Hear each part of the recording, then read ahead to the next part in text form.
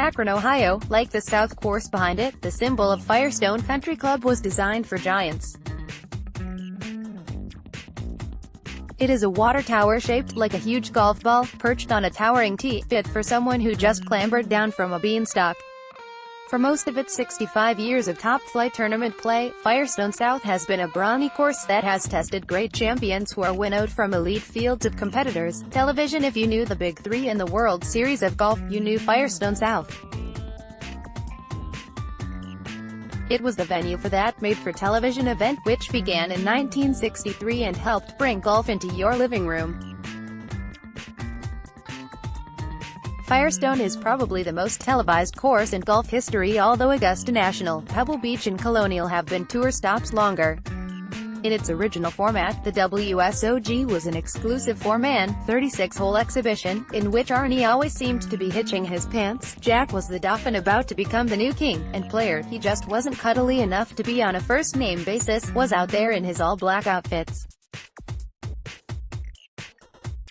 The monster. If you remember Jack Nicklaus in the 1975 PGA, his 14th major victory, breaking the record of Bobby Jones, you knew Firestone South. The lasting memory came on 16, the monster, the hole Paul Bunyan would have loved if he traded his axe for a driver yanked from a bag of clubs on the back of his caddy, Babe the Blue Ox.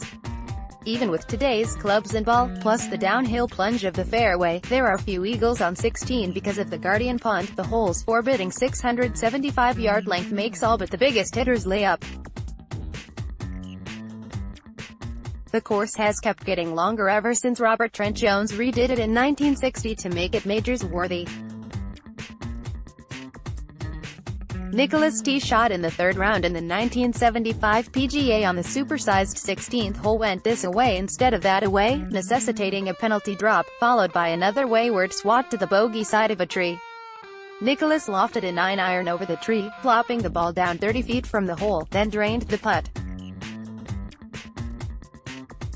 "Just your average miracle par," said Nicklaus. It was the most memorable of Firestone South's 3 PGA championships. Both 1960 and 1966 editions preceded it. Tiger. If you saw Tiger Woods play Firestone South in 2006, you know he hit the roof of the clubhouse behind the 9th green, where the ball rolled around and fell into the cart of a pie man, who presumably was conveying the country club's signature crunchy cream pies. None of this roof pie man cart turned out to be out of bounds. Where, one wondered, might that be? The North Course across the street. Medina County, Ontario Province. Woods took a drop and almost made his par putt. He won the Bridgestone Invitational that year. Tiger also won the 2000 tournament by 11 strokes when he finished with a scene out of a rock concert, with fans holding aloft cigarette lighters and flashlights at the 18th green, as his shot in the dark hugged the flagstick for a birdie. Woods won here 8 times in all, the equal of the most ever at one venue. Nicklaus won 7 Firestone events, the final time for World's Best. The last edition of the WGC Bridgestone Invitational in Akron begins Thursday. The Tour's Senior Players Championship will move there beginning next year and stay at least through 2022. It has been quite a run for the venerable course, named for rubber baron Harvey Firestone and opened in 1929. The Rubber City Open began Firestone's long and noble professional history in 1954. In all, counting the 4-man WSOG, 88 events with PGA Tour pros have been played here. 38 of the winners have major titles, 18 are in the Golf Hall of Fame. The South course itself is so demanding that it is more of a ruined and complicated expedition with base camps and bivouacs for average players than Mark Twain's definition of golf as "a good walk spoiled." It's 7,400 yards long and plays only to a par 70. Restoring our reputation in a way, the course rehabilitated the tattered image of Northeast Ohio pro sports after Jim Brown and Bob Feller, and before Bernie Kosar, Jim Thome and LeBron James.